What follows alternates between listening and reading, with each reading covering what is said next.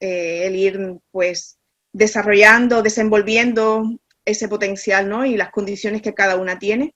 Yo me dejo ver poco en los chats porque primero que todo me disculpo, porque a nivel laboral pues estoy teniendo mucho trabajo, más de lo habitual por la situación de la pandemia y el sufrimiento, y como sabéis pues trabajo como psiquiatra y es increíble lo que hay en el panorama colectivo a nivel de sufrimiento mental y psicológico.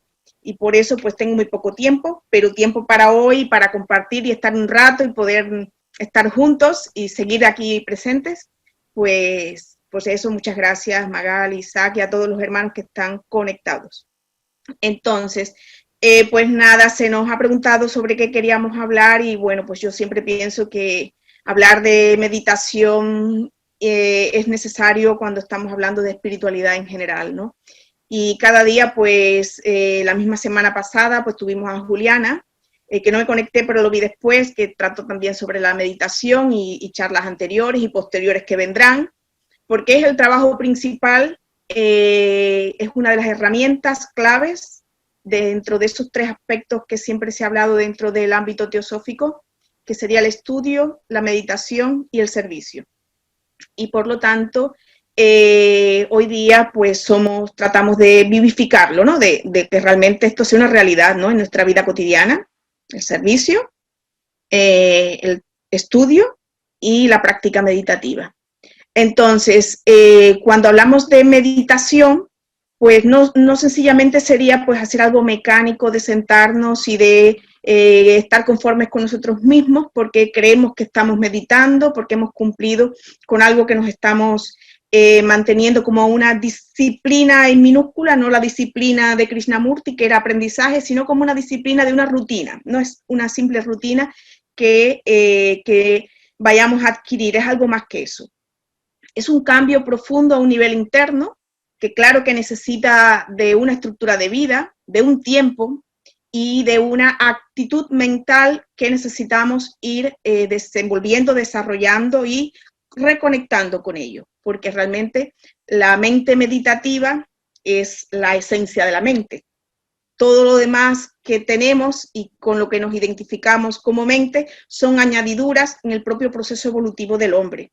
Es decir, en la medida que vamos creciendo y desarrollándonos, vamos añadiendo cada vez más contenidos mentales, más aprendizajes para la vida cotidiana y concreta, que son útiles y necesarios, pero que llega un momento del desarrollo espiritual, del desarrollo también psicológico, en el que el hombre ve que esto pues es limitado para su realización última o para su realización más real, más profunda y no sencillamente satisfacción sensorial. El mundo externo, el mundo cotidiano, el mundo de los sentidos da esto, una satisfacción sensorial, pero no una felicidad interna. No nos da este estado que sea independiente de las condiciones externas. Y realmente lo que el hombre aspiraría y busca en cualquier línea espiritual es esto, es esta realización, es este estado de bienestar o de felicidad o de realización, como le queramos llamar. Y por lo tanto, esto es algo que buscamos en los estudios, buscamos a través de la comprensión intelectual, pero que vemos que necesita otro tipo de trabajo, además del estudio, además de la reflexión en la vida cotidiana, combinado con el estudio teórico y de los grandes sabios que nos llega hasta la actualidad, hasta el momento, de edades en edades. Por lo tanto, estamos hablando de un tipo de práctica que combina el estudio, la reflexión y la práctica meditativa. Una práctica meditativa que no es porque técnicas hay muchas y ya lo sabemos, que cualquiera que sea la técnica, no vamos a hablar de técnicas, porque hay técnicas variadas, y según la persona, pues va a sentir una afinidad mayor hacia un tipo de técnica que hacia otra. Pero esa que elige, esa que parece que le funciona o le funciona durante una etapa, eso es evolución también. Quizás en una etapa, pues ya una técnica se queda pues limitada y necesita ampliarse y descubrir, investigar, porque también va la teosofía en esencia, es esto, es investigación, es búsqueda, ¿no? Es trascender lo limitado en la búsqueda de eso ilimitado, ¿no? Y de ahí que vamos buscando, indagando, investigando. Y por lo tanto las técnicas también son esto, técnicas, instrumentos, que llega el momento en que cuando se queda obsoleta, pues la dejamos de lado y continuamos. De esto el Buda mismo hablaba, ¿no? Si me encuentras en el camino, mátame, metafóricamente. Significaba esto, que cualquier enseñanza, cualquier técnica, cualquier método, si nos identificamos con él y hacemos de esto una posesión, algo personal, pues en vez de ser algo que nos libere, nos va a cargar y nos va a esclavizar y limitar en la búsqueda y en el despertar. Por lo tanto, estamos en ese proceso de búsqueda, en ese proceso en el que vamos a utilizar quizás un método para investigar, para comprender la naturaleza de nuestra mente. Y la naturaleza de nuestra mente, los budistas lo llaman de esta manera, ¿no? Como esta esencia de la mente, ¿no? La raíz de la mente, la esencia de la mente. Esto que es natural y es a lo que necesitamos indagar, investigar en ello. Métodos hay variados. Está claro que necesitamos pues etapas, fases, a no ser que se vengan ya andadas de vidas anteriores y una persona venga con una disponibilidad y con unas cualidades o actitudes meditativas naturales y espontáneas, que serían esos despertares espontáneos de los que Krishnamurti, por ejemplo, hablaba, ¿no? Pero hay otras personas que necesitamos o necesitan trabajar, ¿no? Y dar pasos e ir investigando, ¿no? Y de ahí la disciplina concreta, ¿no? De seguir quizás un método, aunque no sea completamente estricto, irlo adaptando a cada uno de nosotros, a nuestra vida concreta, y a través de la búsqueda, de la observación de nuestros propios procesos mentales, se irán produciendo cambios. Y por eso la charla esta. Queríamos hacer una conexión, ver la relación, y que estamos hablando en lenguajes diferentes, pero de una misma realidad. Cuando hablamos de alquimia espiritual, estamos hablando de un proceso de transformación, un proceso de transformación profunda, de redisposición de nuestra constitución, de nuestros elementos, lo mismo que cuando estamos realmente nosotros en meditación, la actitud de la mente meditativa, pues tiene un proceder similar. Y aquí era lo que queríamos indagar, investigar, ¿no? Y ver los puntos comunes, ¿no? Cómo hay una equivalencia entre un lenguaje y el otro lenguaje, ¿no? De manera que cuando hablemos de claves alquímicas, de conceptos alquímicos, podamos pues ir viendo, ¿no? Que estamos hablando de los procesos mentales y principalmente espirituales. Entonces yo quería comenzar, aquí tocaría compartir, no sé si lo podré hacer, compartir pantalla, vamos allá. Tac, tac. Sí, puedes compartir. Sí. Y el orden empezaría por la primera, vale, es que lo tengo en pequeñito, vamos a probar. Aquí le doy, no, pues bueno, comentamos esta primera diapo. ¿Sí? Sí. Esto es una invitación, esta frase es de Jung. Es una frase conocida por varios hermanos quizás, porque yo la he utilizado en otras ocasiones, que invita a esto, que invita a la introspección, a la reflexión, a la meditación, a la búsqueda en nuestro propio interior. Que esa búsqueda que está hacia afuera, esa persona que está en el mundo de los sentidos, buscando fuera, sueña, está soñando. Sigue en el mundo, como decimos filosóficamente hablando a nivel la filosofía hindú, en el mundo de Maya. Sigue envuelto en el samsara, budistamente hablando, ¿no? Es decir, que sería esta vida que está llena de aspectos mundanos, no malamente hablando, sino de la vida manifestada del mundo sensorial, del mundo físico. Pero aquel individuo que comienza ya a hacer esa búsqueda hacia adentro, ese dentro habla de mente y corazón, no sería la búsqueda solo a través del intelecto, sino una búsqueda que abre y que trata de reconocer su esencia más profunda. Es decir, la búsqueda que empezaría quizás por un estudio meditativo, por un estudio comparado, por unas técnicas meditativas, donde se comienza a observar los propios procesos mentales, donde comienza a reconocer las correlaciones, las relaciones que existen entre los distintos aspectos de nuestra personalidad, pero que ahondando mucho más a ello, y después que se ha hecho un cierto trabajo de estabilización a un nivel personal, a un nivel individuo, psicológicamente hablando, que es una fase importante, pasaría a una fase más profunda en la que ya hay un asentamiento, ya hay una estabilidad de la mente, ya hay un estado de calma mental que facilita que se pueda profundizar en los niveles más profundos de la conciencia. Entonces, estamos hablando de la meditación en mayúscula, que sería de esa búsqueda del ser real, de esa búsqueda del yo soy, de esa búsqueda, dígase junguianamente, del self, del sí mismo, de ese aspecto que tiende a la realización de la unidad. Ahí donde se unen, donde se comprende, a un nivel se une, comprende de contener todos los aspectos que se han relegado, que se han dejado a un lado, pero que constituyen una realidad individual, personal inicialmente, y posteriormente será una realidad individual. El individuo.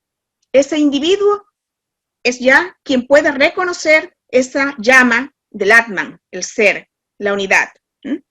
Entonces, esta frase solo se volverá clara a tu visión. La visión es la capacidad de ver la luz. Para que se pueda ver, tiene que haber luz. Aquello que ilumina lo oscuro, la oscuridad. Los ojos se conectan con el elemento de la luz para que permita verse. Cuando hablamos nosotros en teosofía, hablamos de Buddhi. ¿Cuál era ese aspecto que siempre hablamos de Buddhi? ¿No? El discernimiento, la visión cabal, la visión clara, el poder distinguir, discernir, diferenciar lo transitorio de lo permanente, lo real de lo irreal, lo verdadero de lo falso. Por lo tanto, aquí sería la equivalencia. Esa visión se clara, esa mente también, cuando se habla a nivel filosofía budista, la mente búdica, de ahí Buddhi, la visión clara, el Buda, la mente iluminada, se hace la luz, iluminado, luz, esa luz que es posible cuando la mente se aquieta, cuando la mente está en calma, y entonces permite la luz del espíritu, del ser, que se pueda manifestar en una vida encarnada, en un ser humano, normal, que llega a conectar con su esencia, con su naturaleza, a través de un trabajo de despertar de la conciencia, realizando este tipo de trabajo, este trabajo meditativo, de autoobservación, de reflexión, de conexión con su esencia natural, que radica ahí en esa cámara, la cámara del corazón, la cámara del ser. Aquí lo pone, cuando puedas mirar con tu propio corazón, porque quien mira hacia afuera sueña, y quien mira hacia adentro despierta. Es decir, esta frase es un resumen, es una clave esencial en la práctica meditativa y del trabajo psicológico y espiritual. Voy a intentar compartir la segunda. Tac, tac, le doy doble. Está compartiendo, dice. Está compartiendo la pantalla. Avísame. Sí, te aviso. Sí. Sí. Ya está. Bueno, pues esta frase pone en relieve lo que dice la tradición budista. Según propias palabras del Buda, así se recoge, yo no doy certeza de que sean palabras del Buda, yo diría más bien que la tradición budista pues asocia esto con la enseñanza budista. Dice, todos los fenómenos están precedidos por la mente. Cuando la mente es comprendida, todos los fenómenos son comprendidos. Y poniendo la mente bajo control, todas las cosas son puestas bajo control. Esto es muy importante en la transformación humana, en la transformación de los hábitos, en la transformación del mundo. Solo es posible comprender que la raíz de los fenómenos en todos los planos están en la mente. Sembramos en la mente, de ahí la fuerza del pensamiento, de ahí la responsabilidad que tenemos al saber que nuestros pensamientos son formas mentales que se pueden, si las condiciones se siguen nutriendo y preparando, llegar a manifestar hasta en el plano físico en un momento determinado. De ahí que tenemos un gran poder, tanto para el bien como para el mal, según lo que hagamos. De ahí la responsabilidad. Por lo tanto, aquí el proceso sería, de ahí que la psicología a veces cognitiva intenta cambiar solo hábitos y conductas y comportamientos, ¿no? De una manera mecánica.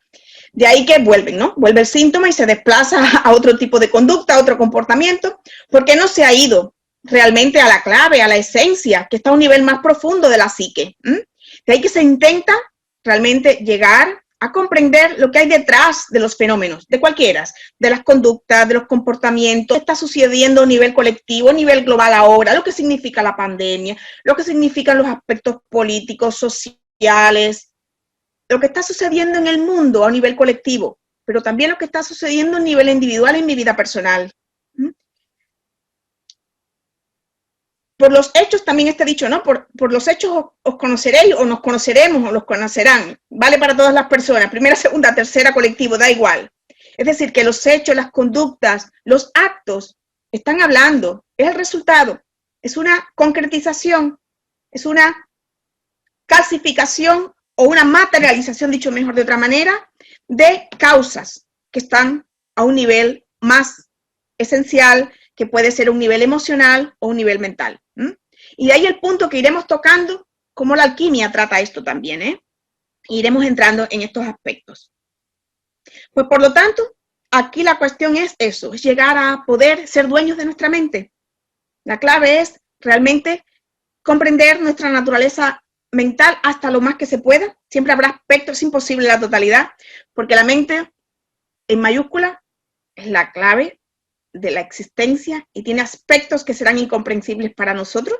En psicología se habla de los aspectos inconscientes, el inconsciente colectivo, el inconsciente individual, que siempre van a estar ahí y van a ser fuente de descubrimiento del arte, de la creación, de los impulsos también. Pues por lo tanto, iremos conociendo, dando luz a aspectos, principalmente a los aspectos sombra, esos aspectos que nos llevan a conductas, a sufrimiento.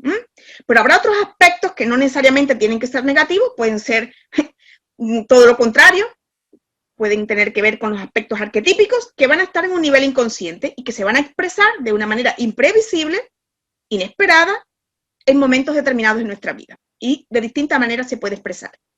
Por lo tanto, llegaremos a conocer nuestra mente individual hasta un límite, conectando con los aspectos colectivos del inconsciente a través del inconsciente personal. Estos son trabajos psicológicos profundos que habla de la comprensión de nosotros mismos y la comprensión de la existencia y del ser y del cosmos. Entonces, vamos a la tercera, perdón. ¿Qué hora tenemos? 18:35. Tienes tiempo, no te preocupes. Vale, es que tengo... Vale, pues voy a poner todo lo que teníamos preparado, si tenemos tiempo. Perfecto, vamos a la tercera imagen. Aquí voy a citar, mientras se va cargando, ya lo voy comentando, una frase de William James, el psicólogo americano, que realmente fue un pionero de la psicología transpersonal. Ya está, Nilda, ya apareció. Y es que William James decía esto. La primera oración, la estáis viendo, cuando dice, en el momento que atendemos a ello, es real. Claro, si no somos conscientes, si estamos ciegos a algún aspecto nuestro o de otra persona, pues para nosotros no es real, no existe. Esa es la subjetividad de la psique. Es decir, en el momento que atendemos, observamos, esto se manifiesta. Entonces, sucede, pasa de un nivel de inmanifestado a un nivel manifestado en nuestra conciencia. Se manifiesta en nuestra conciencia, en nuestro campo mental. Por lo tanto, en ese momento comienza a ser algo real para nosotros. De ahí la importancia entonces con ello de esta frase, de la importancia de la atención, del estar la mente entrenada en la presencia plena, en el aquí, en el ahora, en todos los momentos y aspectos de nuestra vida. Cuando estemos pelando la patata, frase del Thich Nhat Hanh, en El milagro del mindfulness, ese librito pequeñito maravilloso, estoy pelando la patata. Solo está la patata, el cuchillo, el movimiento, mi atención. La atención, la conciencia de la patata, del movimiento de la cáscara. Ahí no va a haber accidente, ahí no va a haber distracción, ahí no me cortaré el dedo. Y ahí terminaré con una eficiencia de pelar la patata, perfectamente pelada, la perfección, como Blavatsky cuando ponía los sellos, ¿no? Perfectamente colocados. Eso es atención. Entonces, eso es cuando estamos realizando alguna actividad, de la actividad más sencilla posible como esto que hemos hablado, como cualquier otro tipo de actividad, con totalidad, sin dispersión. Cuando estamos distraídos y haciendo 3 y 4 cosas a la vez, viendo la tele, comiendo, hablando por teléfono y mirando el libro, madre de Dios, pues ninguna de las 4 o 5 van a estar bien, ni completas. Trataremos realmente de estar presentes en totalidad en todo eso que hagamos. Este entrenamiento cotidiano, que podíamos empezar a hacerlo si no lo estamos haciendo y probar qué va sucediendo cuando empezamos a estar presentes, a estar atentos a eso que estamos haciendo, lo que fuere, no importa. Todo tiene el valor del entrenamiento. La vida es un entrenamiento, esta es la gran escuela, pero no vamos a excluir lo que no nos gusta, pelar la patata, ni barrer la casa, no. Todo es el entrenamiento, todo eso que nos toca hacer será nuestro maestro en ese momento. Y eso lo vamos a atender, lo vamos a hacer con amor también y con perfección, porque habrá una carga, habrá un nivel de bondad, de bien, en eso que estamos haciendo, donde está la atención, pero una atención rígida, enfocada, mecánica, militar, no. Será una atención, llena de bondad, llena de compasión hacia esa patata, incluso de gratitud. Eso transforma. Eso va produciendo una transformación ¿en qué? En nuestra conciencia y en nuestros hábitos mentales. Porque ¿qué es la atención? Sino que un aspecto más de nuestra conciencia. Por lo tanto, cuando estamos entrenándonos, entrenando nuestra atención, perfeccionándola en sí misma, es un trabajo de la conciencia. Un trabajo que nos permitirá entonces, en el día a día y en lo cotidiano, reconocer las cosas tal cual son, y aquí se nos conecta entonces con el discernimiento, con esa capacidad de buddhi, de discernir, de ver las cosas tal cual son, sin permitir que prejuicios, traumas, historias pasadas, miedos, inseguridades, miedo al futuro, recuerdos del pasado, etcétera, nos estén proyectando y distrayendo de lo que está haciendo y de lo que es, de lo que está haciendo, porque es un continuo. Lo que es ya fue, por lo tanto es un presente continuo, es una sucesión de momentos. Si aprendemos a vivir en esa sucesión de momento tras momento, realmente hay una cualidad en la conciencia y en la vida que nos permite vivir de otra manera y reconocer la vida y la realidad de la vida de otra manera. Es un gran aprendizaje el poder ir descubriendo y probarlo, practicarlo, para ver los cambios que se van produciendo en nuestra mente. Por eso esta primera frase de William James. Les cito, esto se puede pasar después, notas referente al mindfulness. Porque mindfulness, como todos sabéis, o lo recuerdo, es esa visión cabal, esa visión plena, esa práctica de la atención plena. que se puede enfocar, concentrar en un aspecto, o sencillamente puede estar aquí ahora reconociendo todos los aspectos, todo lo que está sucediendo a un nivel sensorial, a un nivel somático, a un nivel emocional, a un nivel mental. Es la capacidad de estar aquí ahora, percibiendo, reconociendo lo que está haciendo, tal cual, sin discurso, sin asociaciones, sin elaboraciones, sin comparaciones. No hay ejercicio en este momento del pensamiento, ninguna de estas facultades. Todas estas cualidades del pensamiento las usaremos cuando sea necesario, si no nos estamos distrayendo. Seguimos. La visión del mindfulness es conciencia y aceptación primero. El cambio segundo. Esto es súper importante. Lo repito. Incluso es tan importante esto que se usa en terapia para producir cambios. Porque lo primero es esto, conciencia, verlo. Ver lo que es, ver lo que siento. Tratar de ver mi conducta, lo que genera el impulso, esa conducta, la emoción, un posible recuerdo, lo que haya, lo que emerja, lo observo. Con aceptación, sin rechazo, sin negación, lo mismo que sin identificación. No me agarro a ello tampoco, porque cualquiera de los dos extremos es lo mismo. Aceptación. Esto es lo que hay. Esto es lo que siento. Esto es lo que está sucediendo en este momento. Verlo tal cual y no reprimirlo ni reforzarlo. Entonces, esto produce un cambio. Ya este cambio sería en la misma manera en que podemos ver lo que está sucediendo y aceptarlo tal cual es, sin hacer ningún movimiento, como decía Krishnamurti, sin ningún movimiento del pensar. Esto es pura meditación. Y esto va a producir un cambio en nuestra conciencia, un cambio profundo, verlo tal cual es. Y no permitir actos, conductas de reforzamiento de lo que está sucediendo. Verlo, sencillamente detenernos y estar ahí presentes con eso que está sucediendo o está haciendo. Eso va a producir una modulación interna de esa energía relacionada con ese aspecto de quizás de nuestra personalidad. En ese aceptar, en ese ver, en ese dejar ser, hay una transmutación, hay una formación. Hay una transformación porque hay una energía que es única, que no es ni buena ni mala, que no tiene aspecto, que es tal cual. Y al ver ese fluir de esa energía, sin rechazo, sin identificación, va a suceder un cambio, una transformación de aspecto en concreto que estamos observando.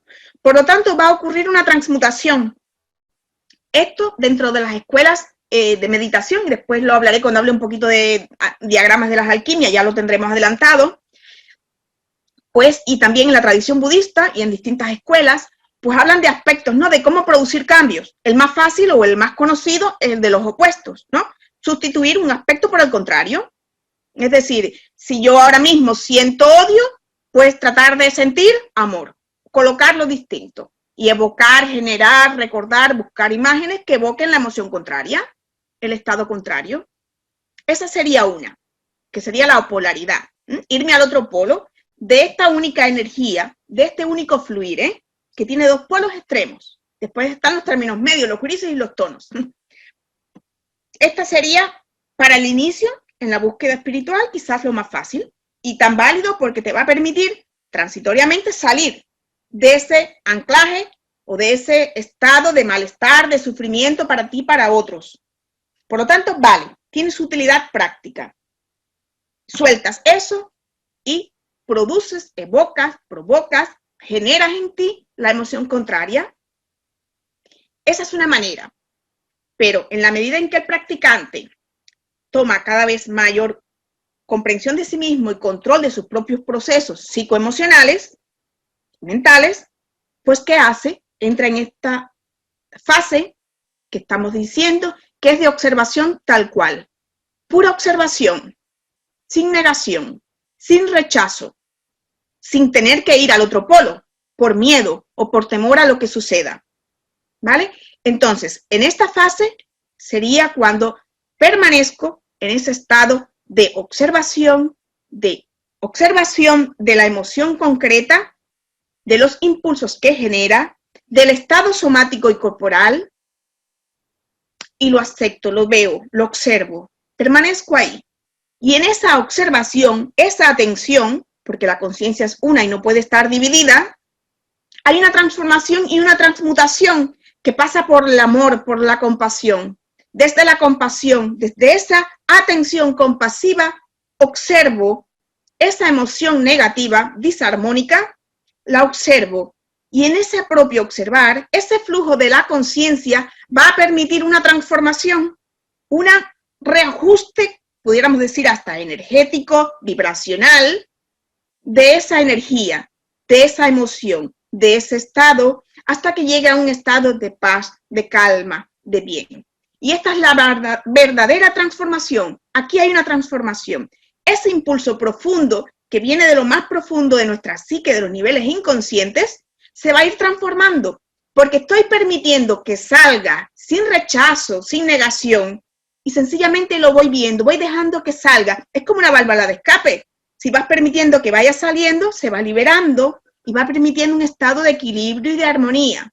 Lo acepto. Sé que eso está ahí, pero no por ello voy a entrar en conflicto conmigo mismo, ni me voy a ir corriendo a negarme a lavarme la cara. Lo veo, lo observo, y en ese ver, en ese estar, se va a transformar. Y va a tener una duración de tiempo limitada, y veréis que cada vez que suceda un tipo de experiencia desagradable de tipo emocional, mental, pues se puede trabajar y cada vez seremos cada vez más dueños de nosotros mismos. De ahí que se utilice tanto en terapia este aspecto. Hay una frase que habla de esto mismo que les estoy comentando, que es la definición de mente, que cuenta con el apoyo de distintas disciplinas, que habla de que es un proceso que regula el flujo de energía y de información. ¿Está claro? Que no es algo inmutable, estático, y que por ello es tan modulable, tan trabajable, que es la conciencia en sí misma como va produciendo esta transformación. Vamos a avanzar hacia la siguiente, porque es lo que hemos comentado ya. Pasamos a la próxima.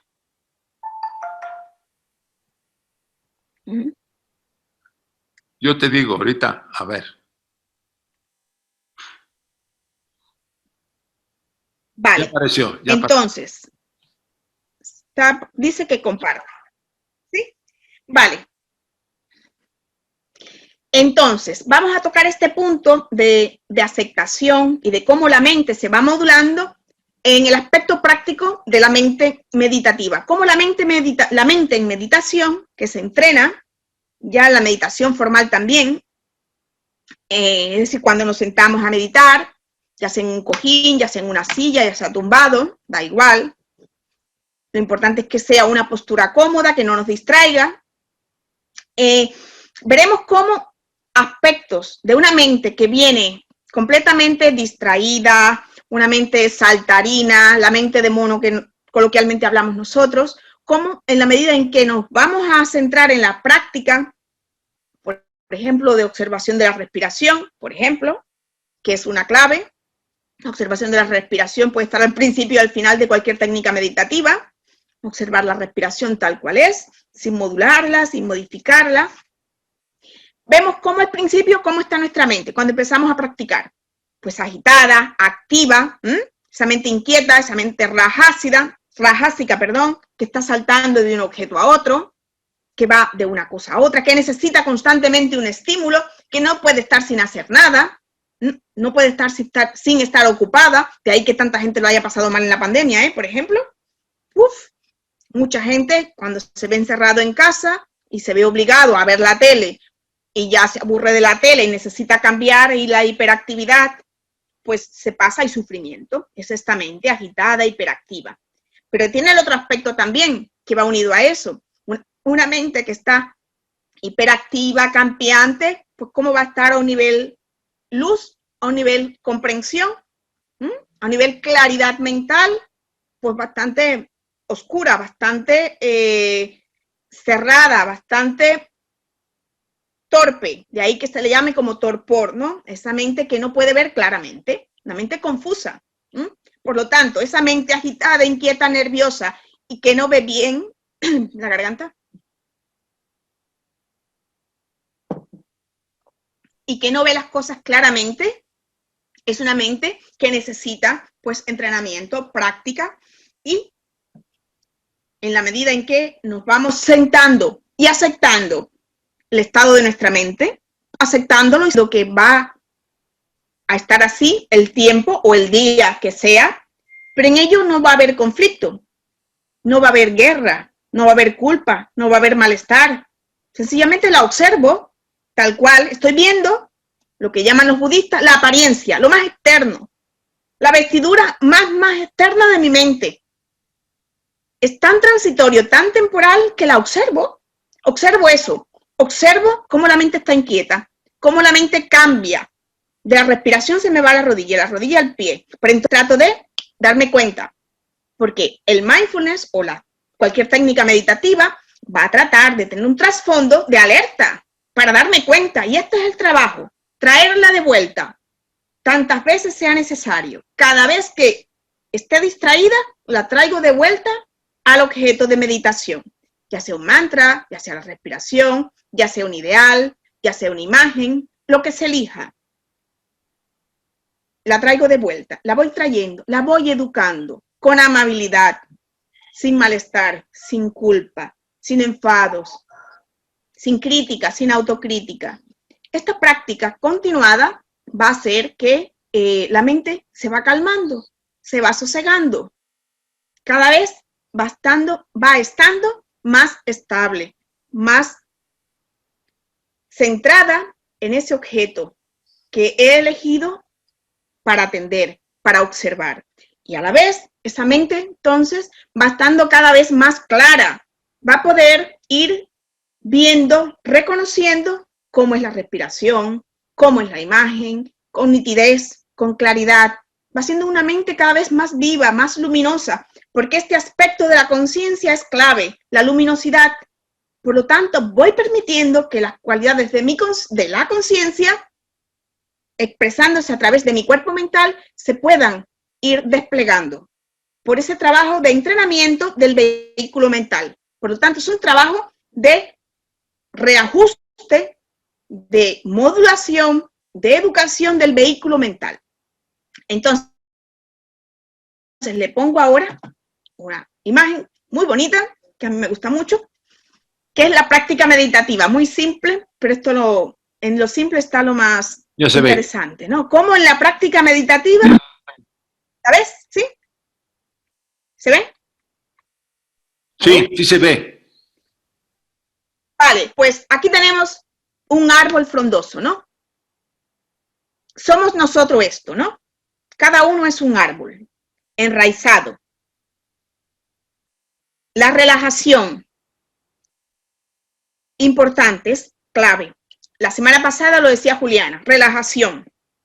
Relajación es una condición inicial para la práctica meditativa. Si se viene del estrés, si hay una situación concreta, inicialmente se necesita relajar. No es lo mismo relajación que meditación. Primero hay que estar relajado. Para relajarse hay técnicas de relajación, pero no vamos a entrar en ello. Pero intentar relajar, aunque fuera, por ejemplo, haciendo algo muy sencillo que sí podemos comentar, hacer, por ejemplo, expiraciones profundas, soltar el aire, profundo por la nariz, por la boca, por todos los lados, soltar, soltar, liberar. Y unido a ese soltar el aire, soltar tensiones, preocupaciones, todas las cargas físicas, moverte, hacer ejercicios, soltar las tensiones que se acumulen donde se acumulen. Es decir, inicialmente intento relajar, soltar toda esa carga que llevamos en nuestro físico, en nuestro emocional, en nuestro mental.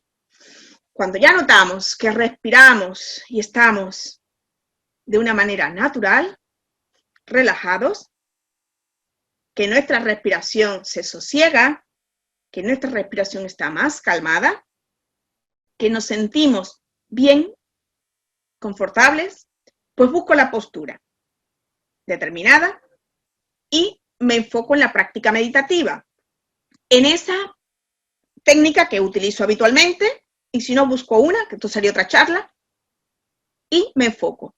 Entonces, nos enfocamos en lo que fuere, la respiración, por ejemplo. Hacemos, como hemos dicho ahorita, todo el tiempo observando la respiración tal cual es, sin modificarla, sin alterarla.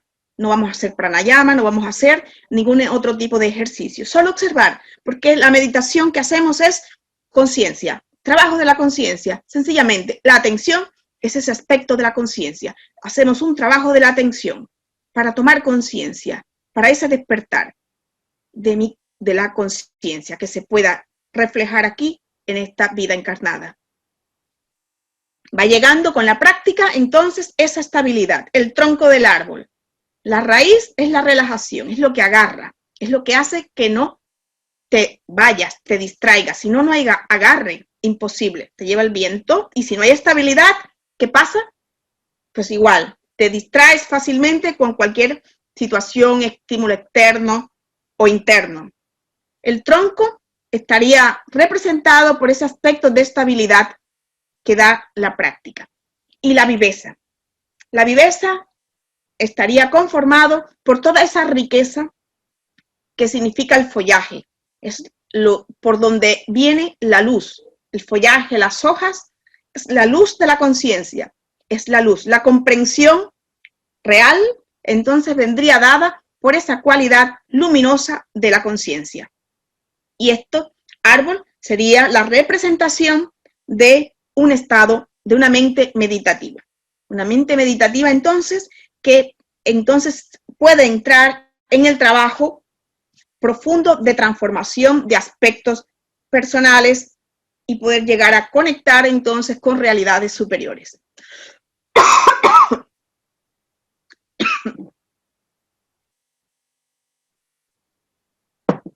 Pasamos a otra imagen, que este diagrama también es muy interesante porque ya está. Lo voy comentando.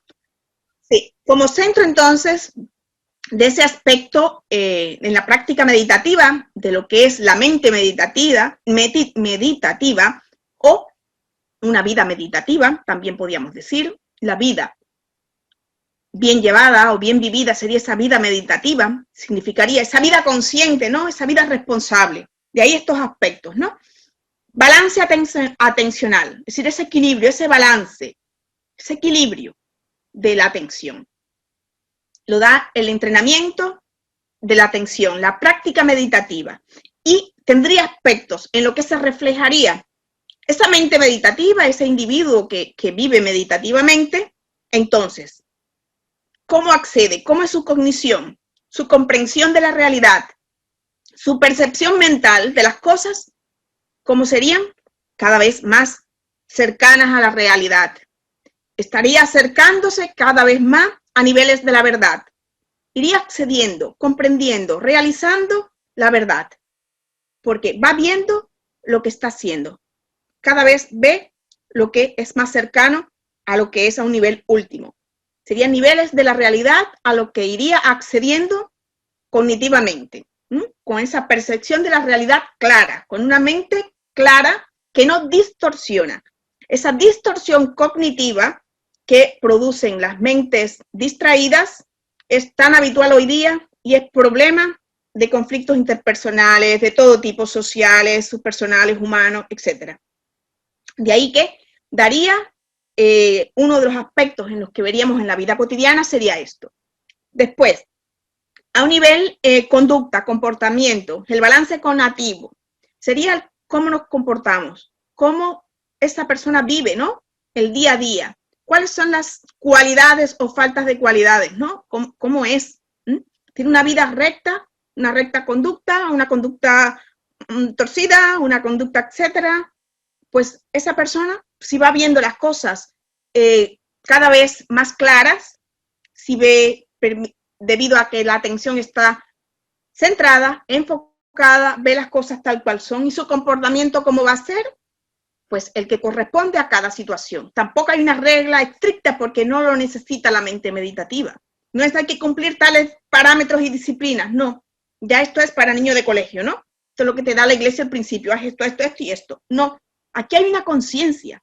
Realmente cada situación, si estás presente y estás viendo las cosas como son, naturalmente habrá una recta conducta que ni va a pasar claramente por la necesidad de el discernir o el diálogo para poder decidir cómo actuar. De esto Krishnamurti hablaba, recuerdan, cuando hablaba de que no había elección, el no choice. No choice. No hay opción, no hay elección.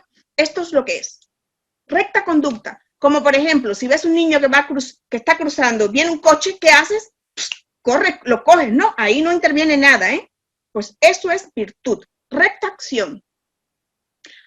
Otro aspecto entonces sería el aspecto emocional. Este aspecto tan clave y que es la clave de la búsqueda. Realmente lo que mueve la búsqueda, y es el último que hablo, es este, porque lo que mueve a todas las personas, todos los del humano, es la búsqueda de la felicidad. Y los animales, porque todo ser viviente, las plantas, toda la vida busca la vida plena, la vida equilibrada, una vida más cercana a la realización de su potencial. ¿Y eso qué va a dar? Pues esa sensación de satisfacción interna, de plenitud, realización, felicidad, porque hay un equilibrio entonces en todos los aspectos que constituyen la personalidad. Vale, seguimos. Bueno, vamos a entrar un poco en temas ya más de alquimia. Son las 7, vale. Tocamos alquimia. Bueno, no, aquí, tac. En la rama Jung estudiamos hace unos buenos años ya un libro de la obra esta de Jung, de Psicología y Alquimia, que se publicó en el 1944. Y realmente fue pues un buen acercamiento a lo que es la simbología alquímica y a la simbología, los aspectos, ¿no? Lo que representarían los distintos aspectos alquímicos a nivel psíquico. Y lo interesante de esto era cómo habría ese equivalente de la correlación que existen entre los niveles de la alquimia a los distintos planos, ¿no? Llegando al plano de lo psicológico, lo psíquico o lo espiritual. Ahora lo vamos a ver en las próximas diagramas también. Y en general, en esencia, toda esta obra, el que no la tenga, el que no la ha leído, lo puede, pues lo invito a que lo haga, porque lo que Jung demuestra, este libro era, pues,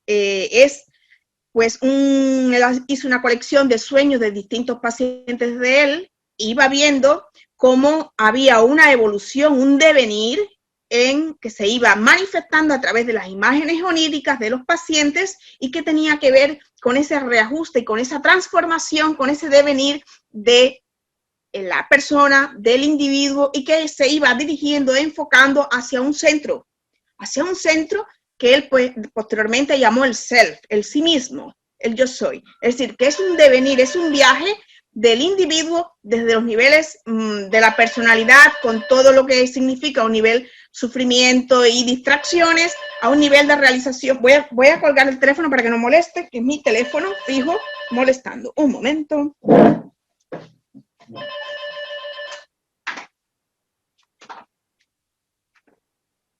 Hecho. Entonces, pues en esta obra, Jung pues, hizo un trabajo realmente científico de recolección de información, de datos de pacientes, y en ello se iba reflejando toda la simbología y que comentaba, se trataba y se hizo un estudio muy elaborado de los distintos aspectos, imágenes o representaciones que aparecían y la correlación con la simbología alquímica.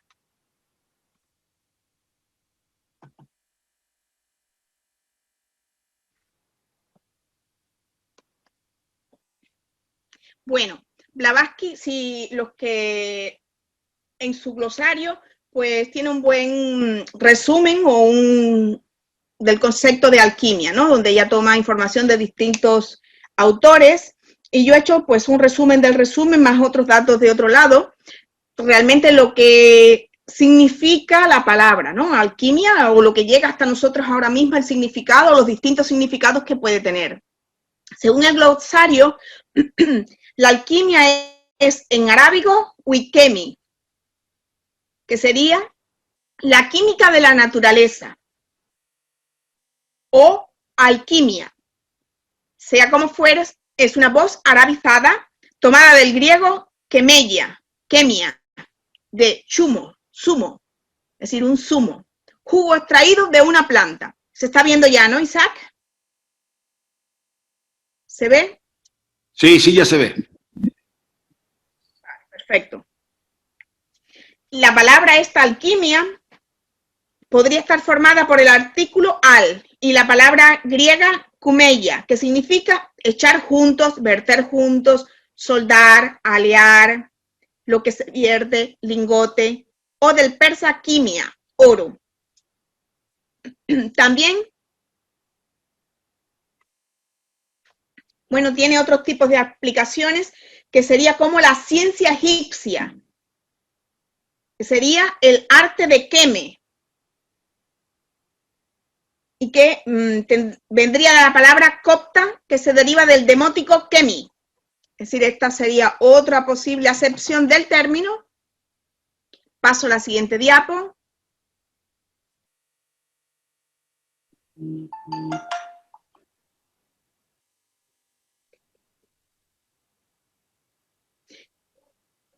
Proviene del vocablo árabe alquimia, en el que se articula la partícula al y quimia, que significa arte.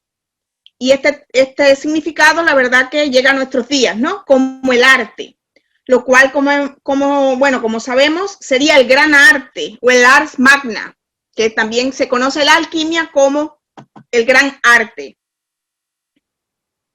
Vamos a ir entrando en la alquimia. A ver si se ve. Siguiente. Ya está. Bueno, aquí comento 3 aspectos, ¿sí? Las 3 bases o los 3 principios. Esto es muy interesante y esto es una clave para distintas aplicaciones, porque la tradición alquímica es un arte, como ya hemos dicho, que tiene estos 3 niveles, lo vamos a ir viendo. Hay 3 bases o 3 principios. La tría prima, según Paracelso. Recordamos que Paracelso fue alquimista del siglo XVI. Comentaré algo también de esto, cómo introdujo dentro de la tradición médica, ahora lo voy a detallar, pero bueno, lo adelanto, dentro de la medicina, el aspecto de los principios de similitud. Y era un alquimista, médico, filósofo, astrólogo, bueno, tenía unos aspectos que en ese momento era importante que el médico, en este caso era médico, que cumpliera, que tuviera estos requisitos, ¿no? La ética y el amor era importante, la astrología, la filosofía y la alquimia. Tenían que estar todos estos aspectos. Entonces, los 3 principios. El azufre. El azufre, ¿qué representaría? ¿Qué representa? El principio vital, anónimo, inconsciente. Es, por ejemplo, donde se centrarían, por ejemplo, las técnicas de sanación energética como la acupuntura. Pongo un ejemplo para reconocer de qué estamos hablando. El mercurio, ¿qué representaría a nivel de la sanidad? Pues el alma, la conciencia, sería la psicología, la psiquiatría, la filosofía espiritual, las técnicas espirituales. Esto sería el mercurio. Y la sal sería el otro elemento que se representaría por lo físico, lo sólido. En este caso, pues el cuerpo físico estaría representado por la sal. Estos serían los 3 aspectos o la constitución que nos representaría a nosotros, por ejemplo, ahora. La sal sería el físico, la parte energética, emocional, sería el azufre, y la parte espiritual, alma, sería el mercurio. Entonces, ya como hemos dicho esto, que la ciencia de la mente, la psicología, pues se centra en el aspecto mercurio. Seguimos.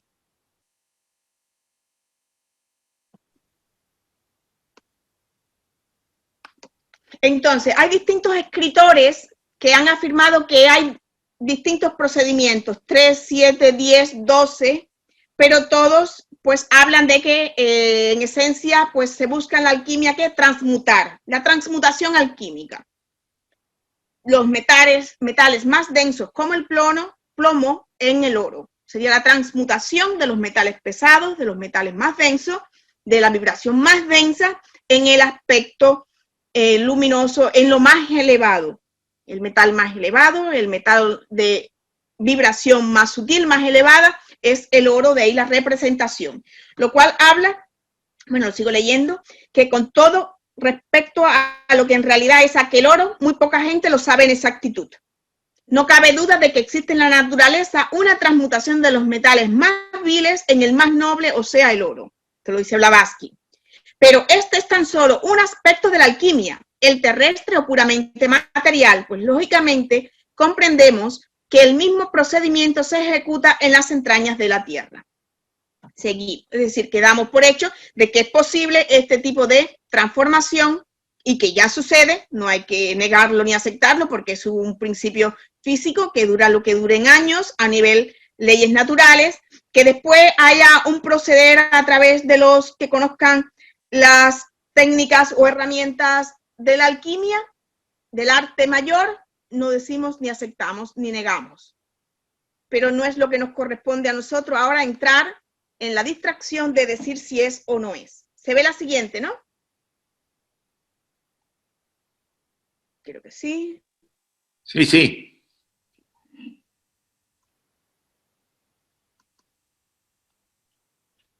Vamos a la parte que nos interesa de la alquimia. Aparte de esta interpretación, existe la alquimia, en la alquimia un significado simbólico, puramente psíquico y espiritual. De aquí este es el punto que nosotros estamos hablando y que estamos hablando de transformación alquímica, transformación meditativa. En tanto que el alquimista cabalista va en pos de la realización del primero, el alquimista ocultista, desdeñando el oro de las minas, presta toda su atención y concentra todos sus esfuerzos únicamente en la transmutación del cuaternario inferior en la divina Trinidad superior del hombre, que cuando al fin se fusionan, forman uno solo. Estas son palabras de Blavatsky cuando estamos hablando de que la alquimia, el proceder de la alquimia espiritual a nivel simbólico sería esto, la transmutación, la transformación del cuaternario inferior y que se pueda expresar, reflejar en esta vida física las cualidades de la triada superior. Entonces, bueno, estos son curiosidades para el que le interese, de que los planos espiritual, mental, psíquico y físico de la existencia humana en la alquimia se comparan con los 4 elementos, el fuego, el aire, el agua y la tierra equivalentemente, y que a su vez tienen una triple constitución cada uno. Al que le interesa mucho la astrología, por ejemplo, esto se relaciona con ello, que serían fija, variable y volátil. Cada uno de ellos podría tener una de estas actitudes. Entonces, vamos a ver el comentario. Estáis viendo lo de Hartmann, ¿verdad? Creo que me adelanté, ¿sí? Sí. ¿Qué dice Frank Hartmann, filósofo? Que siendo toda cosa de triple naturaleza, hay un triple aspecto en la alquimia. En su aspecto superior señala la regeneración del hombre espiritual, la purificación de la mente y de la voluntad, el ennoblecimiento de todas las facultades anímicas. En su aspecto más bajo, trata de las sustancias físicas, la búsqueda del oro, por ejemplo, y abandonando el reino del alma viviente y descendiendo a la materia muerta, termina en la ciencia de la química de nuestros días, es decir, que llega hasta lo que sería el trabajo con la química, con la sustancia, con los elementos, a lo que es la química hoy día. La verdadera alquimia es un ejercicio mágico del poder de la libre voluntad espiritual del hombre. Y por esta razón no puede ser practicada sino por aquel que ha renacido en espíritu. Es decir, que es sine qua non este trabajo de transformación para que pueda haber otro tipo de trabajo de ópera, de transformación en los planos físicos, materiales, si no hay una transformación interna. El trabajo interno es el trabajo esencial. Próxima. Sí, ya está. Había un lema, no lo tengo aquí, pero lo recuerdo, lo comento, que dentro de la tradición alquímica realmente eran iniciados los alquimistas verdaderos y su lema clave era ora y labora. Es decir, que realmente el alquimista no trabajaba sencillamente con los elementos, no con la sustancia química, con los minerales, no, trabajaba con su propio estado interno y estaba proyectando y reflejando en los elementos esa transformación propia, ora y labora. Era un trabajo en ambas direcciones, en ambos sentidos. Les comento este término por si lo veis, es interesante, espagiria. Son equivalentes y este término se atribuyó a Paracelso. Y actualmente en el presente pues existen líneas de medicina que utilizan las enseñanzas, las técnicas de Paracelso, que sería la espagiria, y se aplica pues a la sanidad, también con los vegetales, la agricultura, etc.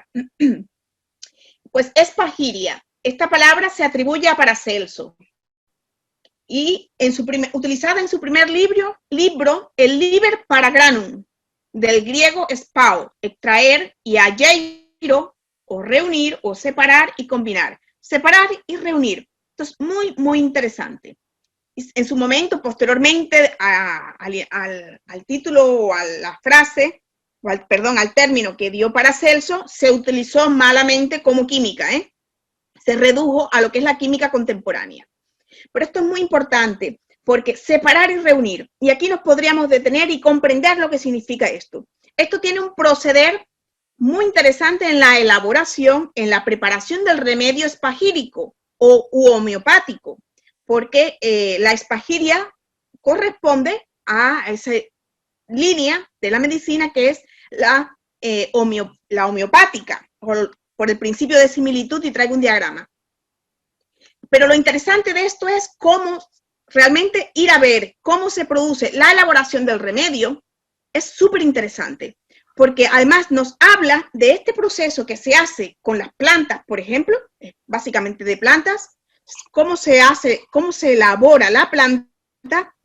Este proceso que estamos haciendo con la planta para llegar a tener el remedio es el proceso mismo, como es arriba es abajo, que haríamos nosotros, o que estamos haciendo o debemos hacer a un nivel psíquico, a un nivel espiritual.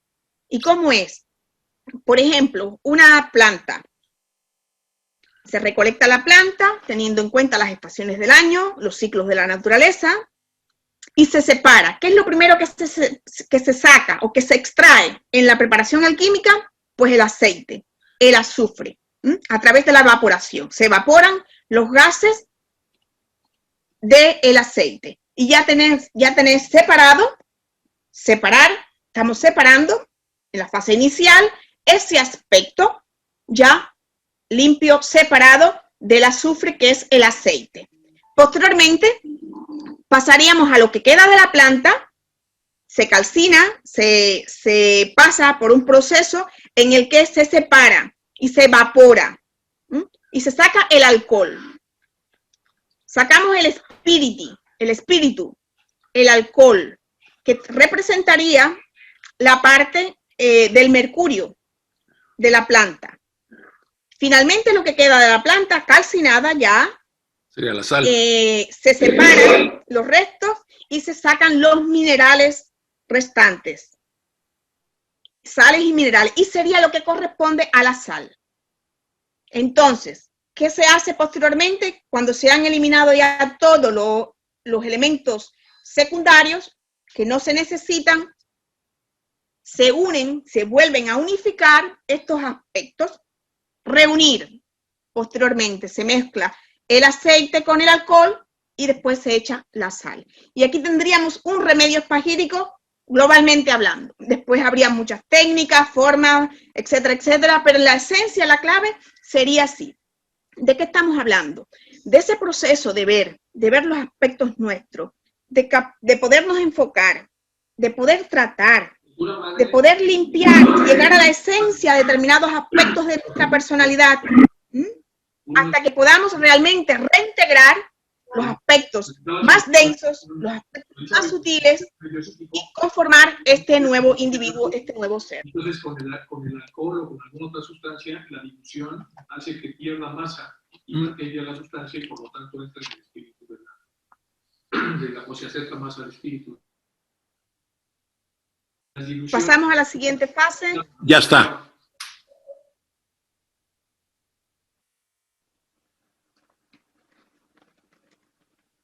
Perfecto. Aquí tenemos, se me ha ido.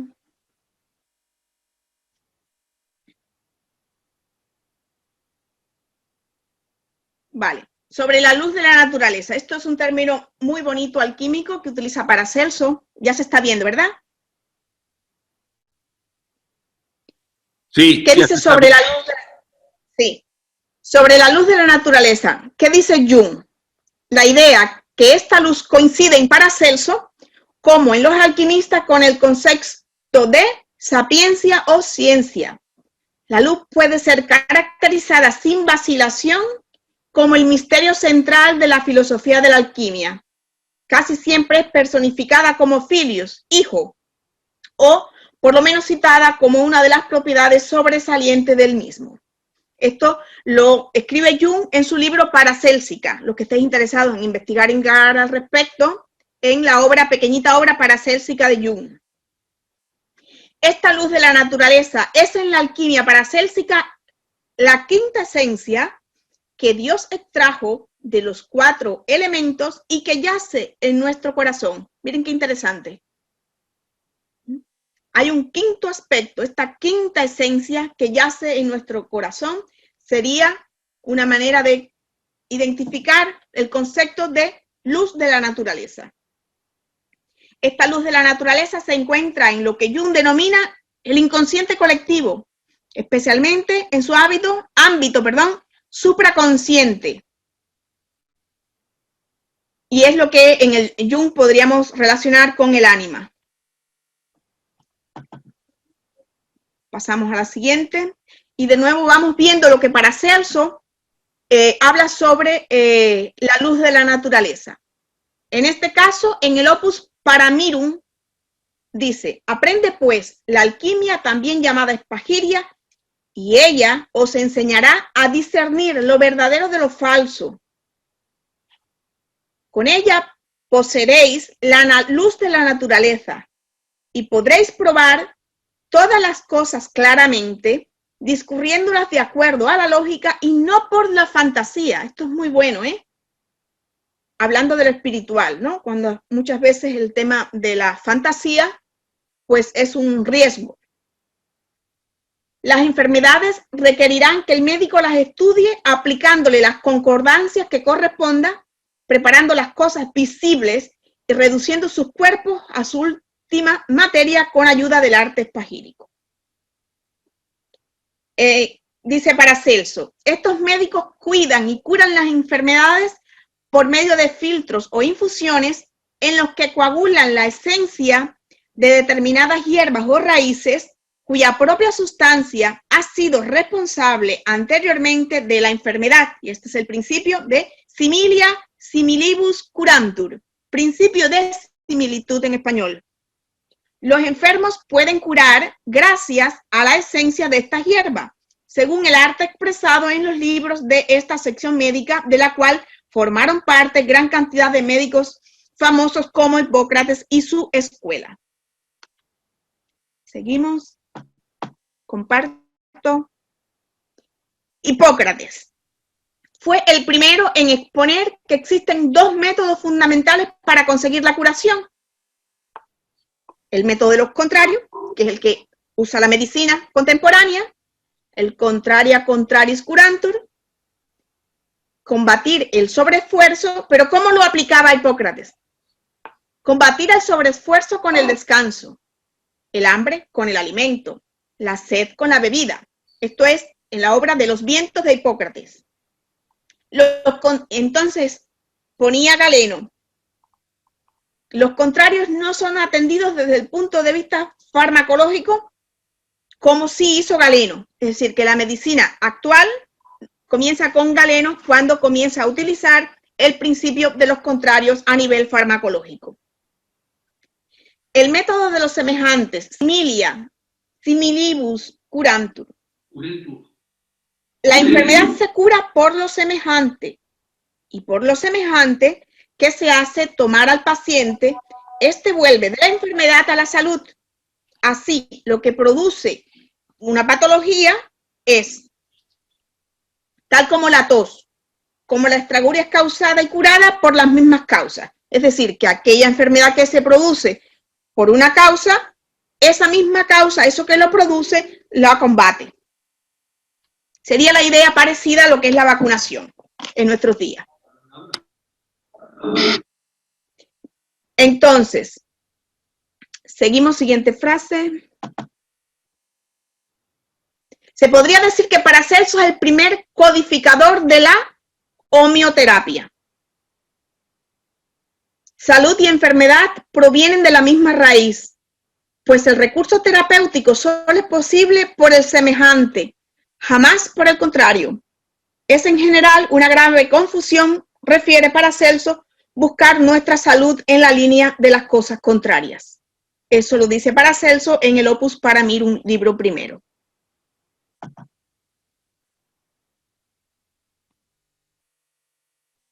Seguimos,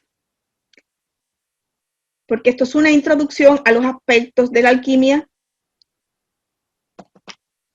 para volver. A ver, ahora en términos un poco más contemporáneos, la transformación o transmutación es en realidad el trabajo de la alquimia en el hombre. Es decir, que realmente el trabajo es la transformación, la transmutación. Frater Albertus, alquimista conocido del siglo XX, lo expresa en unos términos que nos son mucho más cercanos. La alquimia no es otra cosa que un aumento gradual del estado vibracional. Y yo creo que con esto podemos comprender lo que estamos haciendo en todos los planos. En este caso, en el plano espiritual, en el plano mental, en la medida en que vamos sutilizando nuestras vibraciones, que nuestras vibraciones mentales se van armonizando, equilibrando, entonces se está produciendo esta transformación profunda de la psique, de la mente. Y entonces la conciencia va a ir reflejando, expresando todo su potencial a través del vehículo. Entonces, por aquí termino con estas imágenes y me gustaría leer, quedan unos minutos, ¿no? Estamos a punto, ¿no?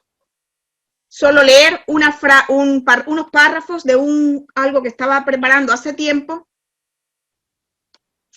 y quiero compartir.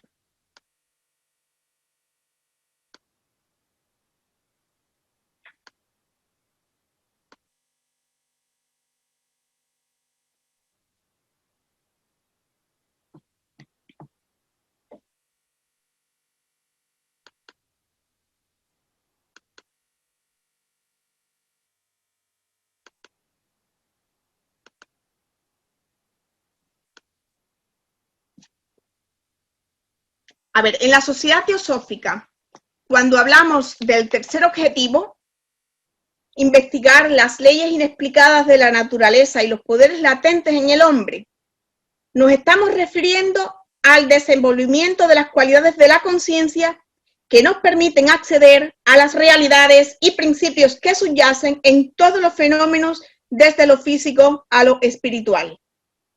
Este despertar de la conciencia, que está ligado a la autotransformación o regeneración del individuo, solo es posible cuando nos acercamos a nosotros mismos de una forma amable, curiosa e inteligente a través de la práctica meditativa. Krishnamurti dice, el principio de la meditación es el conocimiento de uno mismo. Y esto significa darse cuenta de todo movimiento del pensar y del sentir, conocer todas las capas de la conciencia, no solo las superficies, sino las ocultas, las actividades profundas. Para ello, la mente consciente debe estar serena, calmada, a fin de recibir la proyección del inconsciente, la mente superficial solo puede lograr tranquilidad, paz y serenidad comprendiendo sus propias actividades, observándolas, dándose cuenta de ellas. Cuando la mente se da plena cuenta de todas sus actividades, mediante esa comprensión se queda en silencio espontáneamente. Entonces, el inconsciente puede proyectarse y aflorar. Cuando la totalidad de la conciencia se ha liberado, solo entonces está en condiciones de recibir lo eterno. Radha Werner, presidenta internacional de la Sociedad Teosófica por más de 20 años, en su libro Regeneración Humana, expresa la necesidad de que el ser humano se ocupe de sí mismo y se pueda producir ese cambio interno que se reflejará en lo exterior, en la sociedad. Jiddu Krishnamurti insiste en que solo el cambio en el individuo es lo que producirá un cambio colectivo, un cambio social. Y es que cuando el individuo mira hacia sí mismo, en ese proceso de ver y de aceptar lo que es, está produciendo una transformación profunda de su psiquis, de su mente, que le permitirá acceder a realidades espirituales más allá de lo concreto y lo personal. Esas cualidades son las que cuando despiertan hacen al hombre verdadero en mayúscula, total, integrado, realizado. Todas estas acepciones se refieren a ese hombre que, aceptando su naturaleza humana limitada, puede reflejar y manifestar la perfección de su naturaleza, que es belleza, amor y compasión. Hola, Nilda. Hola, Magali por aquí. Hola. Gracias por tu aportación a este servicio, porque estas charlas son de servicio a todos los hermanos de habla hispana a través de la Sociedad Teosófica y de la Federación Teosófica Interamericana.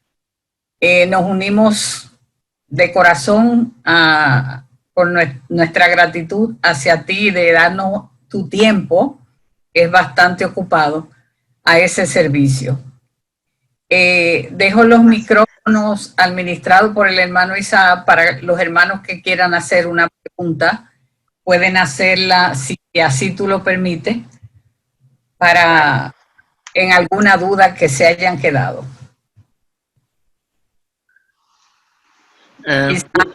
Los micrófonos para que lo administre.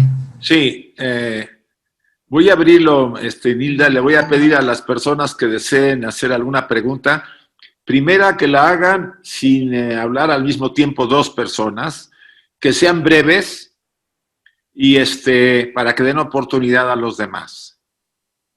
Las preguntas que no se puedan contestar por el tiempo, te las mandaremos del chat que puedan quedar ahí, te las mando, Nilda, por email, para que tú las veas. Bien, hay una primera pregunta. Voy a abrirle los micrófonos a todos, pero solamente ahorita cada quien puede abrir su micrófono que vaya a preguntar, por favor. Emilce. Sí, buenas tardes. Yo tengo dos preguntas. La primera, yo debo meditar en mi persona, ¿no es cierto? Meditar sobre conociéndome a mí misma. Entonces, esa es la segunda pregunta, sería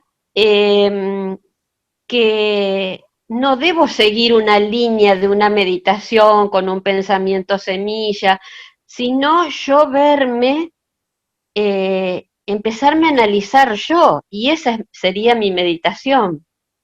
Entendí una pregunta, ¿no? Me has hecho una pregunta, ¿no? Principalmente enfocarte en la meditación en ti mismo, ¿no? más que en una meditación semilla colocando otro aspecto u objeto, ¿no?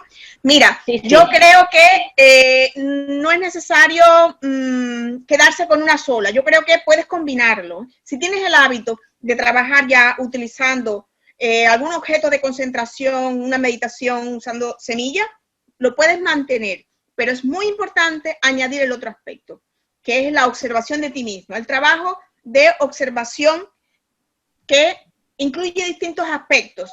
Lo más básico es empezar a conectar con la respiración, notar la respiración tal cual es, observarla y eso irlo amplificando. Notar todo el cuerpo, las sensaciones corporales, notar cómo todo el cuerpo cuando respira, lo que va sucediendo con el cuerpo, cómo se va soltando, cómo se va relajando. Esto es un confort realmente sanador. Esto es sanador. ¿Aló? Vale. Por un lado, esto sería más lo físico, que si empezar con uno mismo, con su propio cuerpo, es muy sanador. Yo lo recomiendo a todo el mundo y es una maravilla también para aprender a conocerse, aprender a escucharse. Súper importante, conectar con eso, ¿no? Sin discurso, recordamos que la clave es sin discursos, sin asociaciones, sin proyecciones de lo conocido, con una mente de niño, una mente inocente, que te sorprenda lo que pueda llegar a tu conciencia, que te despierte la sensación, la impresión de la respiración, del cuerpo, ¿vale? Eso por un lado, pero es que no solo somos cuerpo físico, evidentemente, y lo sabemos nosotros que estamos hablando de teosofía, pues avanzamos y vamos observando más profundo en nuestra constitución y que empezamos a notar las emociones, cómo está mi sistema nervioso, si estoy relajada, si me siento feliz, si estoy nerviosa, si estoy triste, si estoy enfadada, la emoción que tenga. Y todas las emociones las vamos a tener porque estamos vivos. No hay nada malo en un momento sentir un pequeño enfado, no hay ni bueno ni malo, hay lo que hay. Y todas son cambiantes, pero aprenderla a observar tal cual es, sin enjuiciarla, sin retenerla y sin rechazarla. Esta es la clave, ¿eh? Ver lo que está haciendo, ver lo que está sucediendo. Y en ese ver hay una transformación. Y esta es la alquimia espiritual. Ya aquí, eso que observa, eso que mira, ya es la atención de la conciencia y va permitiendo con ese amor de la atención de tu propia conciencia transformar esa energía que puede que en un momento no sea armónica. Y después seguimos profundizando, observar no solo las emociones, también lo que nos ocupa mentalmente, nuestros pensamientos, el estado mental. Si estoy enfocada en lo que estoy haciendo, si estoy distraída, si mientras estoy pelando la patata estoy pensando en mañana, en cuando vaya a trabajar o en lo que me va a decir cuando llegue la puerta, todo esto que nos creamos, ¿vale? Entonces, observar eso también, observar cómo está mi mente, si estoy centrada, si voy a pensar en un problema, en un conflicto, en algo que hay que resolver, pues hacerlo con totalidad, ¿eh? De verdad, con todos los aspectos, todas las herramientas de la mente, las usamos entonces. Y eso te va a dar, pues, una efectividad que vas a poder entonces llevar muchas cosas a la vez. Porque si no, estamos distraídos. Entonces, por eso te recomiendo, respondiendo a tu pregunta, de que muy, muy importante, el trabajo consigo mismo, la observación a ti misma.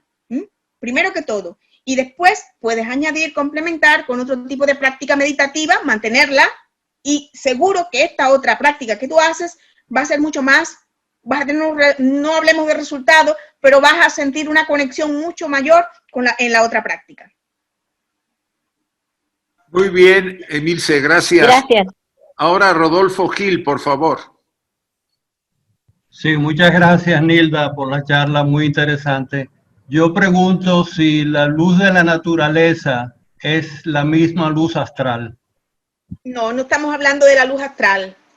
No, aquí se está hablando, cuando hablan de un aspecto conciencia, que tendría que ver con la energía de la naturaleza, incluso por eso lo relacionan con el ánima. Es un aspecto creativo, es un aspecto vida que está detrás, pero no con la parte astral teosóficamente hablando, no es con la luz del doble etérico, no es un plano físico, no es un plano material, es conciencia, no es esa.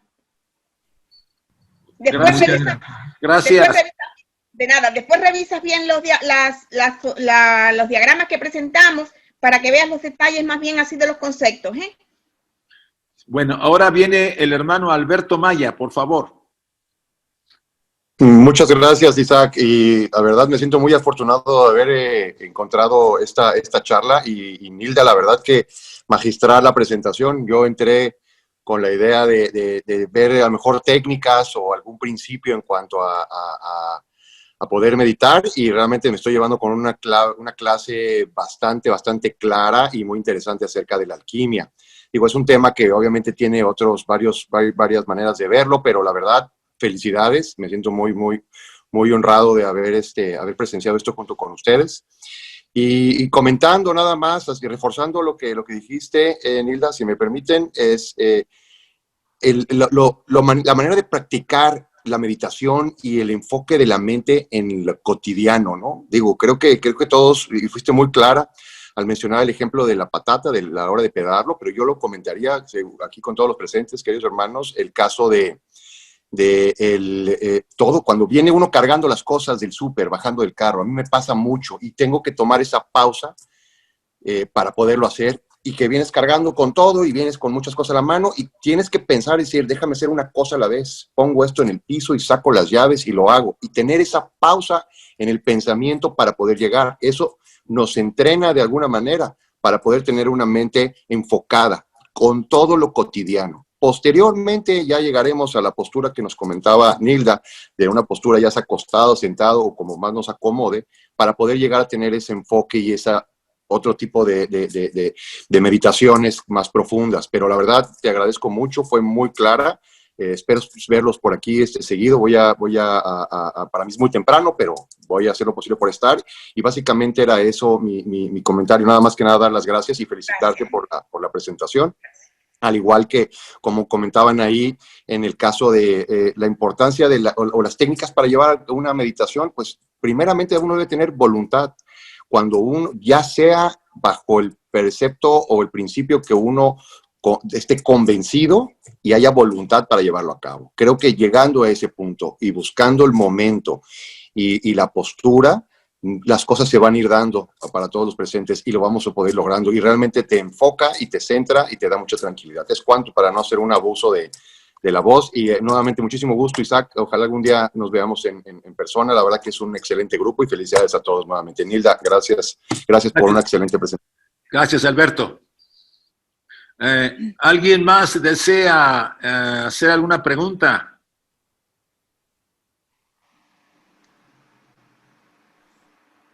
Bueno, si no pregunta nadie, ¿puedo hacer otra?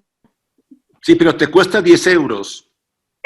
No es cierto, es una broma. Bueno. Soy argentina, pero bueno. Sí, con gusto. Yo, es muy personal lo que le voy a preguntar. A ver, yo experimenté, hace bastante que estoy haciendo meditaciones con lo que puedo, ¿no? Pero mi meditación a la mañana temprano trato de hacerla todos los días entre las 6 y las 7 de la mañana, y después, bueno, cuando puedo, porque con esto de la pandemia por ahí no puedo, me voy a caminar, y en la caminata medito, pero a ver, ¿cómo medito? No sé cómo explicarlo, es como que estoy... Buena pregunta, me gusta. Vale, sí. Estoy metida en la naturaleza, y es como que se me vienen las respuestas, como, no sé, una sensación, algo que después de eso es como que el pensamiento semilla lo puedo obtener en ese momento de esa caminata por el río, porque vivo cerca del agua, y entonces me voy a caminar por el río y la naturaleza. Y veo la diferencia de las dos meditaciones. Una la hago por concentrarme, porque yo por naturaleza me disipo bastante. Entonces, con esa me concentro, y después con la otra es como que me largo, no sé, me siento dentro de toda la naturaleza, y ahí siento como lo que debo hacer. Con la otra, cuando dices la otra es sentada. No, una la primera es la que hago bien sentada, con la espalda derecha, todo. Y la Y la otra segunda es la que me voy a caminar en la naturaleza. Vale, bueno, pues mira, la de caminar, el Qigong o Qigong, es una meditación, una técnica meditativa del budismo Zen, con Z. Realmente, como se usa es alternando. A un nivel formal, las técnicas meditativas, la meditación sentada, zazen, de los monjes zen, van alternando periodos de meditación sentado con meditación andando. Esta sería como ellos la hacen a un nivel vida religiosa de ellos. Y realmente nosotros, por ejemplo, cuando hacemos los retiros en la rama, también lo combinamos, porque usamos distintas técnicas y vamos investigando y probando, etcétera. Y es importante, depende mucho de la personalidad o de la constitución de cada uno, del sistema nervioso y del cuerpo también. Hay quien puede estar una hora sentada o dos y perfectamente no necesita moverse, no le duele nada y está perfecto. Hay quien no, hay quien por tema circulatorio, lo que fuere, pues necesita levantarse y entonces la idea es que no haya, la verdadera meditación no importa, la mente meditativa va a estar en meditación ya sea sentado, andando, cocinando, durmiendo. Quiere decir que el cambio de postura física y de actividad que se va a realizar no debería cambiar la actitud de la mente meditativa, porque cuando tú estás sentada en meditación sentada formal, uno está observando normalmente, cuando se medita, observas los pensamientos o las sensaciones corporales o la respiración, o estás trabajando con una semilla, un concepto mental, te estás enfocando normalmente en algo. Es decir, que estamos enfocados en un objeto de meditación, semilla. Normalmente, cuando hay meditaciones más profundas, se va pasando a unos niveles más profundos y se va soltando, se suelta la semilla y se permanece en un estado de pura atención sin enfocar. Conciencia de la conciencia sería como se llama, según otras tradiciones budistas, sería conciencia de la conciencia observándose a sí misma. Esto sería en la práctica meditativa sentada. Son niveles de profundización en la meditación sentada. Ahora, cuando uno hace la meditación andando, te levantas cuando suena la campanita o sencillamente estás en casa y tú te pones, lo importante es que uno se ponga unos tiempos y los siga. No que cuando el cuerpo te dice tú te vas. No, el cuerpo no manda. Uno tiene que tener la voluntad y ser capaz entonces de poner una estructura de tiempo y de espacio y cumplirla. ¿Entiendes? Para que no nos lleven los vehículos, los cuerpos y los hábitos y los vicios. Al revés, nosotros, la conciencia y la voluntad es la que va a llevar a nuestros vehículos. Es al revés.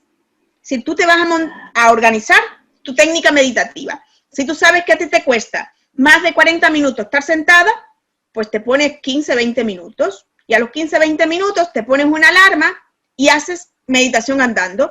Te sientas 15, 20 minutos, notas la respiración o las sensaciones o lo que fuere, lo que hagas en la meditación sentada. Cuando suena la campanita, te vas a levantar manteniendo la conciencia atentiva, es decir, con conciencia de los movimientos, todos desde que te levantas, cómo te levantas conscientemente y cómo empiezas a andar el tiempo que tú mismo te pones la alarma, media hora andando, por ejemplo. Te pones la campanita y te organizas media hora. Esa meditación andando, el Qigong, ¿en qué consiste? Pues en tener conciencia de los pies, de las pisadas.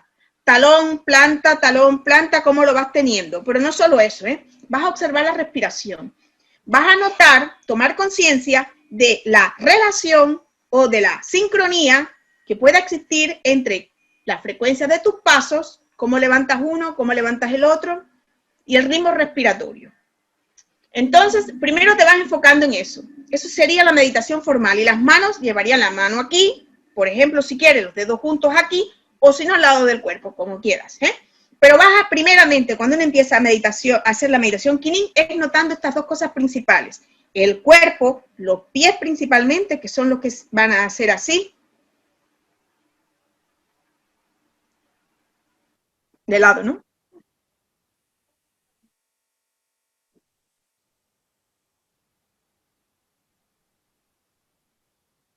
¿vale? Los pies van pisando de esa manera con conciencia. Y entonces tratas de tener la conciencia notando también la respiración, es decir, conciencia del ritmo respiratorio, inspiración y expiración, y de los pies, y de todo, la armonía del desplazamiento del cuerpo. Y evidentemente, y además si estás en la naturaleza mucho más, tienes que tener conciencia entonces del ambiente, de lo que hay en el suelo para que no te tropieces y te caigas, de lo que hay si hay un peligro, si hay un hueco, si hay un no sé qué. Es decir, que esta meditación es una práctica de meditación que se acerca al mindfulness, porque tienes que ir notando varias cosas, aspectos. No te vas a concentrar, imposible, porque si te concentras te caes, ¿vale? Es decir, que tienes que llevar a abrir la atención al ambiente que te rodea y tomar conciencia a la par, ser capaz de llevar conscientemente el cuerpo y la respiración y todo el ambiente. Y es maravilloso porque te abres. Precioso. Gracias, Emilce. Muchísimas gracias, hermoso. Bueno, yo creo que ya Nilda se merece un descanso. Quizá no hay más preguntas. Cela, aquí las veo, y también estaba Edith, pero no sé cómo tú lo veas del tiempo.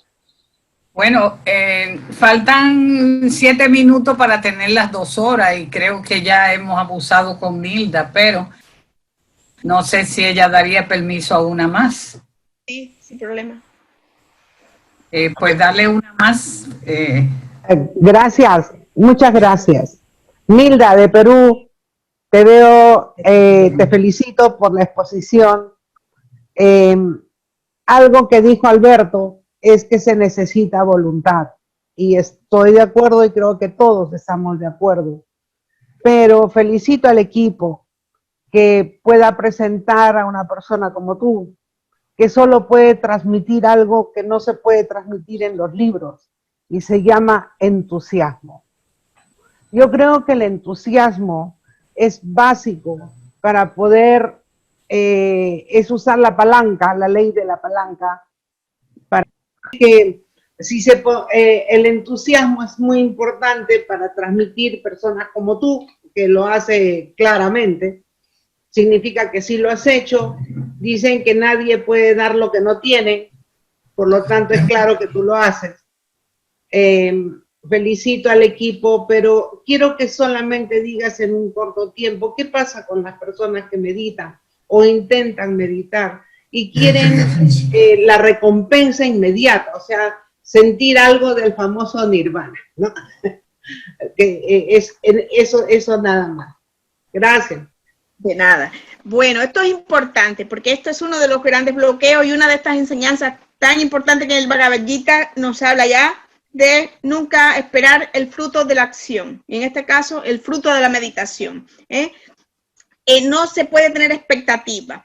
Y esto es súper interesante tanto al principio como en el medio, como el gran meditador de muchos años, porque incluso personas que llevan tiempo meditado pueden tener la tentación, la tendencia humana de querer repetir una experiencia agradable o sublime, una revelación o algo extraordinario que pueda haber tenido en un día. Y esto es realmente uno de los obstáculos de la meditación. Es decir, cuando uno va a meditar, la clave sería sencillamente soltar, seguir las instrucciones, la técnica y ser sin esperar, porque en ese no esperar, en ese permitir que sea, es donde está la clave para que pueda haber la revelación. Gracias. Bueno, mis queridos hermanos, Isaac, ¿qué queda por ahí? Si ya estamos terminando. No quiero irme sin antes decirle que la semana que viene tenemos una cita nuevamente a la misma hora con el mismo código. Tendremos al hermano Francisco Venega. No es familia de Nilda, pero tienen los mismos apellidos, a lo mejor los tendrán. La sangre por ahí les dirá que tienen algún contacto. Pero nuestro hermano Francisco Venega va a dar una charla sobre la literatura como espacio teosófico. Dice el cartel, 2 puntos, el Quijote de Cervantes y lo oculto. tendremos al hermano Francisco con esa charla el domingo próximo. Así es que nuestra gratitud a Nilda y a todos los hermanos que nos acompañaron en esta tarde teosófica, y nos vemos en la próxima cita, si así la naturaleza nos ayuda. Gracias, hermano, y un besote grandote. Gracias, Nilda, de veras, te lo agradecemos mucho por tu esfuerzo. Estuvo magnífica tu presentación, de veras, yo en lo personal te lo agradezco mucho, y todo el grupo todo este grupo de 170 personas que hemos estado escuchándote. Efectivamente. Esto hace que sea el medio ideal para poder llegar a muchísimos hermanos que están ávidos del conocimiento en diferentes aspectos, y tú has aportado algo muy importante. Gracias, Nilda.